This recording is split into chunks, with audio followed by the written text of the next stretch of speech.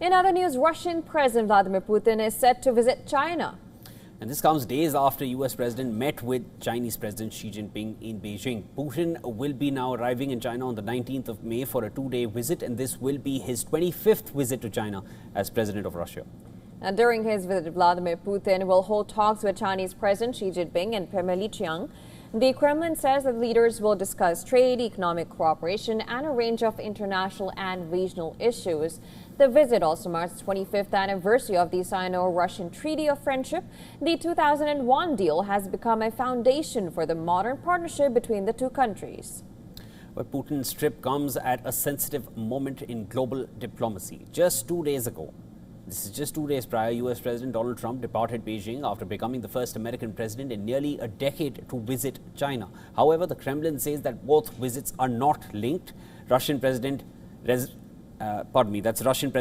aide Yuri Ushakov said that there is no connection between the two visits and insisted that the Putin-Xi meeting had been planned well in advance.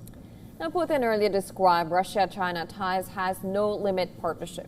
Kremlin spokesperson Dmitry Peskov said Russia has serious expectations from Putin's China visit.